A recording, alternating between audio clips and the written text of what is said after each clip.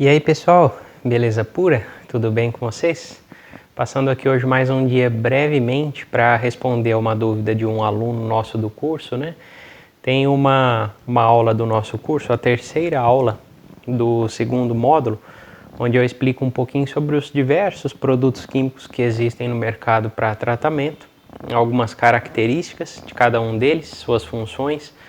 E aí surgiu a dúvida, né? Uma dúvida de um aluno nosso que é muito comum também da maioria das pessoas com relação a cloro, né? Quando você vai comprar cloro, existem diversas marcas, diversas formulações e propaganda, então nem se fala, né? Você tem um cloro granulado puro, um cloro tradicional, um 3 em 1, 10 em 1, enfim, tem cloro orgânico, de cloro estabilizada, né? O que é tudo isso? Então a gente aborda um pouquinho essa questão no curso.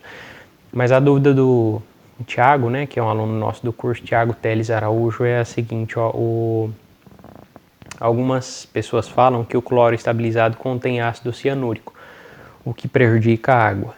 Esse ácido realmente prejudica a saúde e a piscina? Algumas pessoas indicam usar o hipoclorito de cálcio da HTH por ser livre de ácido cianúrico. Afinal, esse ácido a longo prazo prejudica ou não?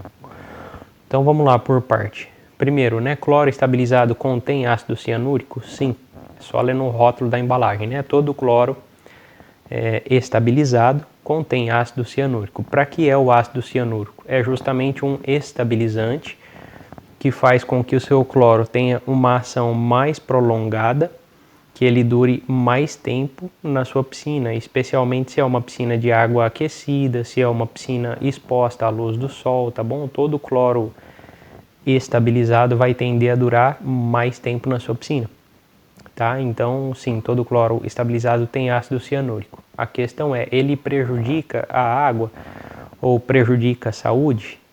Bem, tudo que é demais é sobra, não é? Já ouviu o ditado?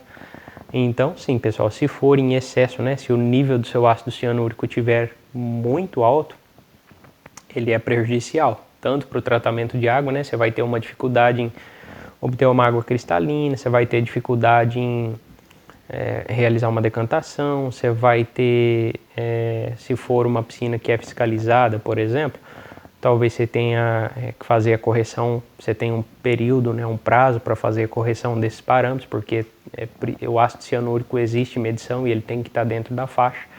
Tá, então, ele em excesso é prejudicial, assim como tudo em excesso é prejudicial, remédio em excesso é prejudicial. Tá bom? Você comer um mel, que é um alimento saudável, né, um substituto ao açúcar, se for em excesso é prejudicial. Tudo que é demais é prejudicial. Então, o ácido cianúrico em excesso é prejudicial, ok? Agora a questão é a seguinte. Aí, o que o Thiago comentou aqui, algumas pessoas indicam o hipoclorito de cálcio da HTH por ser livre de ácido cianúrico. Sim, o hipoclorito de cálcio é livre de ácido cianúrico, não só o da HTH, como de qualquer outra marca. Você comprar um hipoclorito de cálcio, tá? Ele não é um cloro estabilizado. Você tem da Genco, tem outras marcas, aí você não tem ácido cianúrico presente nele, tá bom?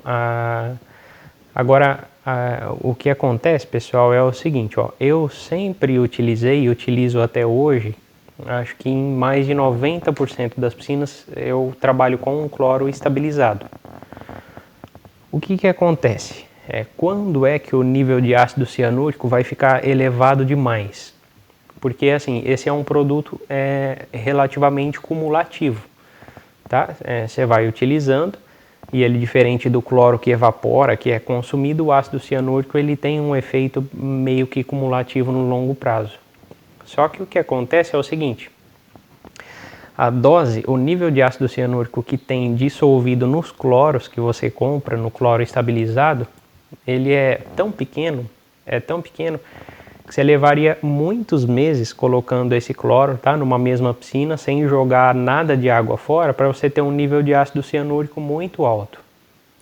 Então, agora pensa comigo, né, no tratamento, em qualquer tratamento de piscina, semanalmente você acaba perdendo um pouquinho de água, nem que seja. Você vai perder uma água na hora de fazer uma retrolavagem, do filtro, você vai perder uma água na hora de fazer um enxágue desse filtro, você vai perder uma água na hora de fazer uma aspiração drenando, se você fez uma decantação. Se tiver muito pó no fundo, você decidir aspirar drenando, você vai perder um pouco de água. Se tiver uma carga muito alta de banhista, você vai perder água, porque o pessoal vem correndo, pula na piscina, escapa a água para fora. Que mais? A piscina, muitas delas têm um ladrão, então você deixa a água aqui para baixo do nível do ladrão. Entrou muita gente, sobe a água, escoa, vai embora pelo ladrão. Então, semanalmente, a gente acaba perdendo, né, um pouco de água. E daí, pessoal, com essa perca de água, você faz a reposição de um cloro estabilizado, que contém na sua composição o ácido cianúrico.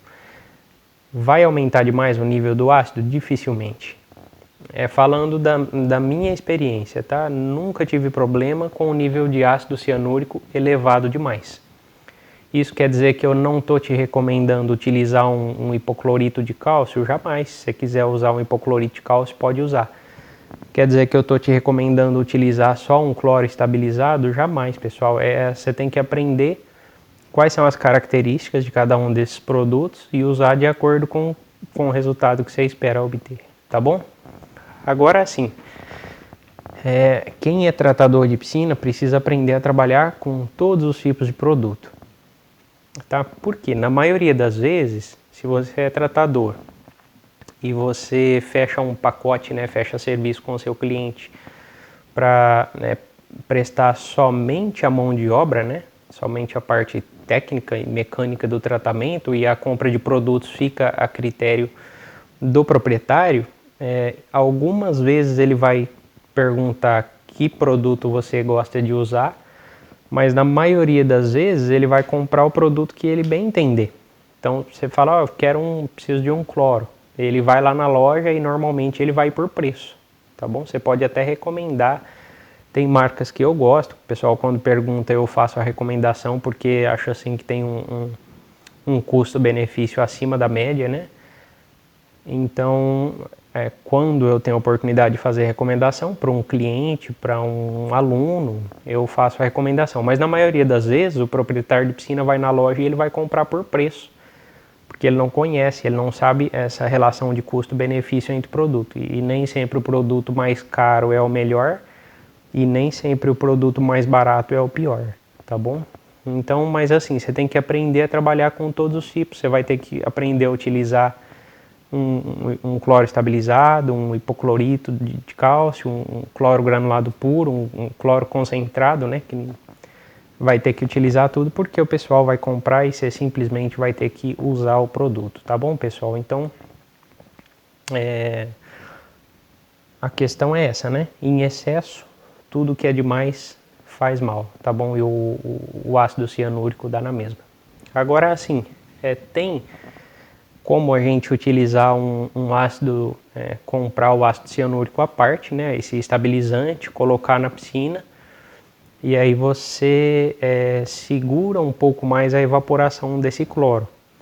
Só que é nesse quesito que você tem que tomar muito cuidado, tá? Porque, como eu falei, o nível de ácido cianúrico que vem presente no cloro estabilizado que você compra é bem baixinho e dificilmente você vai ter problema com ele muito alto na sua piscina. Agora, se você coloca por conta própria, você pode errar a dosagem. Se errar a dosagem, você eleva demais o nível desse parâmetro e aí sim você pode ter problemas com o tratamento, tá? Então, eu não recomendo você comprar e utilizar a parte se você não tem conhecimento técnico suficiente para isso, tá joia? Então, no final das contas, acho que eu respondi aqui a pergunta do Thiago, né? Algumas pessoas recomendam hipoclorito de cálcio. Eu acho que assim, quem mais recomenda o hipoclorito de cálcio da HTH é a própria HTH, a própria marca, né? Tem nada contra, uma marca excepcional, uso bastante, tem muito cliente que gosta, a gente usa deles, assim como a gente usa de outras marcas também, mas como eu falei, assim, eu tenho a minha preferência na questão custo-benefício, tá? Na relação custo-benefício, a gente tem preferências pessoais, acaba desenvolvendo, né, esse gosto pessoal por certos produtos, tá ok, pessoal? Mas é isso, ó. O hipoclorito de cálcio, né, um cloro concentrado, um cloro granulado puro, ele é bem forte. Quando você coloca na piscina para fazer uma oxidação, você consegue um nível elevado de cloro com uma quantidade, né, uma dose de cloro menor do que um dicloro, né, um cloro estabilizado. Por outro lado, como ele tem a característica de ser consumido mais rápido pelo calor, pela exposição à luz do sol, você vai ter que fazer a reposição desse cloro mais cedo, tá bom? Já o dicloro, né, o cloro estabilizado, o cloro estabilizado, a gente consegue fazer com que ele dure um pouco mais de tempo na água, numa água aquecida principalmente, numa água exposta à luz do sol. Por outro lado, a gente também tem que usar uma dose um pouco mais elevada, né, para atingir a faixa de cloro que a gente espera, tá bom? Por fim, você tem os tricloros, né, que são muito comum encontrar em pastilhas, são muito bons. O tricloro tem a característica de baixar um pouquinho o pH e a alcalinidade, é muito pouco, né? Mas ele tem essa característica, né? Ele reduz um pouquinho o pH e a alcalinidade. Os cloros estabilizados, né? Os dicloros não mexem no pH e alcalinidade. Na maioria das vezes você pode medir antes, pode adicionar o cloro e pode medir depois, o resultado vai ser o mesmo. Já os hipocloritos, né? Os cloro granulado tradicional puro, né? Ele tem a característica de elevar um pouquinho tanto pH quanto a alcalinidade, mas é pouco, tá, pessoal?